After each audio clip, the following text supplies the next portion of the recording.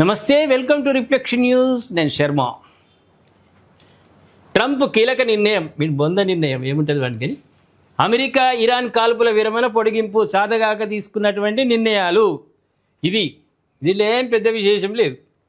వాడిని ఎట్లా ఎదుర్కోవాలో తెలియక కాల్పుల విరమణ చర్చలని వీడ పొడిగిస్తున్నాడు. ఇరాన్ వాడిని సంబంధం లేదు, యుద్ధానికి సిద్ధం అంటున్నాడు. వాడు ఇంత చేసినవి గిజ్జయమా, నీ పని పడతామని ఇరాన్ వాడు అంటే వీడే చర్చలని ఒకటి పెట్టిండు. ఇరాన్తో ఉద్రిక్త పరిస్థితులు కొనసాగుతున్న వేళ అమెరికా అధ్యక్షుడు డొనాల్డ్ ట్రంప్ కీలక నిర్ణయం తీసుకున్నారు. మనకైతే కీలక నిర్ణయం కాదు, ప్రపంచ దేశాలకు ఇది కీలక నిర్ణయం కాదు.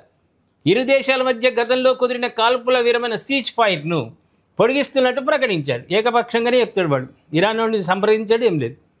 ఇరాన్ నాయకత్వం ఒక సమగ్ర ప్రతిపాదన సమర్పించే వరకు కాల్పుల విరమణ కొనసాగుతుందని స్పష్టీకరణ.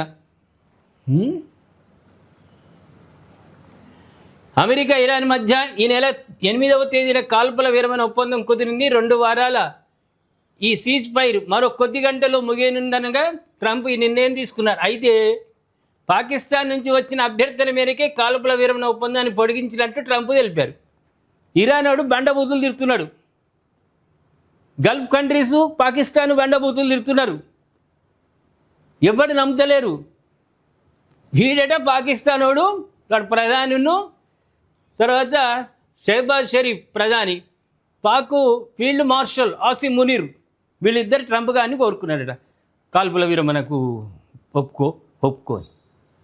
ఈ గాడిద కొడుకులు వీళ్ళు చెప్తే వాడు వింటున్నాడంటే వాడెంత వెధవా, వాడెంత మెంటలోడు ట్రంప్ గాడు.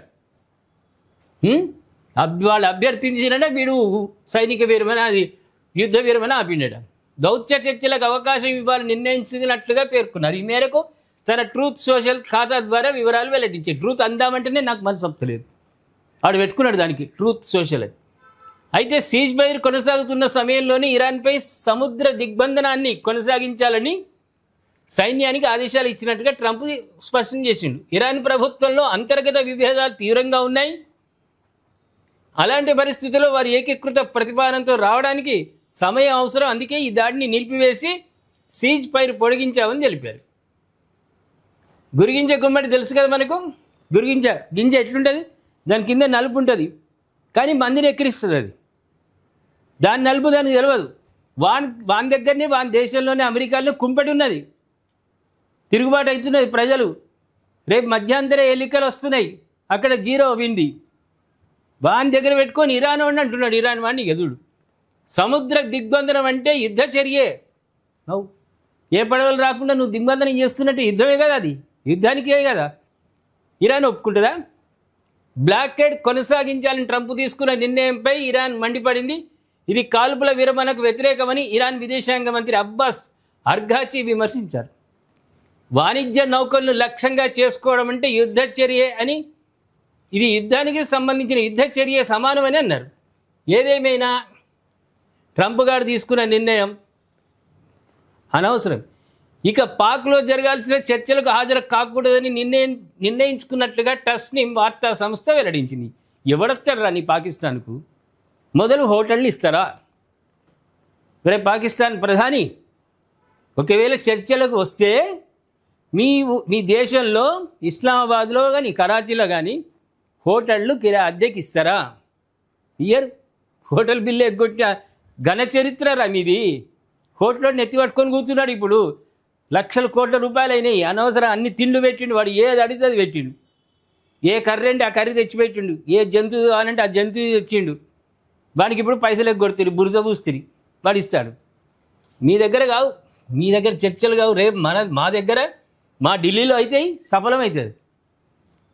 ఏమంటారు ప్రేక్షకులారా? అది ఒప్పందానికి అడ్డుగా మారుతున్నాయి కాబట్టి చర్చల్లో పాల్గొనడం వ్యర్థమని అభిప్రాయపడుతున్నట్లుగా పేర్కొంది. ఇరాన్ మొదటి నుంచి ఖరాఖండిగా చెప్తున్నది, మాకు పాకిస్తాన్తో సంబంధం లేదు, వాని మాట మేము వినం.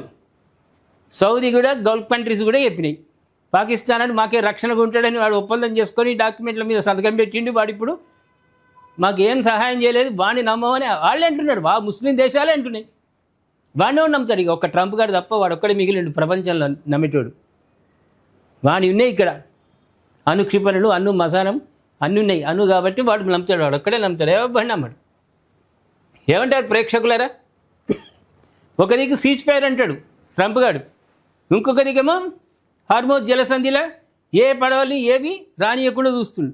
అది యుద్ధం కిందికి లెక్కకు వస్తుందా రాదా? ఈ మెంటల్ పని చేస్తున్నటువంటి ట్రంప్ గాని గురించి కొంచెం ఘాటుగా మాట్లాడండి. కానీ పంపిద్దాం ట్రంప్ గానికి, ట్రూత్ ఉందా, ట్రూత్ సోషల్ ఉంది కదా, దాంట్లో పంపిద్దాం. ఇంటికి నువ్వు చేసే పనులన్నీ వెడివెడుగునేరా, ఎందుకు వెనక రాకుండా ప్రపంచంలో అమెరికా విలువను సర్వనాశనం చేసామని పంపిద్దాం. మీరు దయచేసి కామెంట్ రూపంలో తెలియజేయండి, సబ్స్క్రైబ్ చేసుకోండి, షేర్ చేయండి.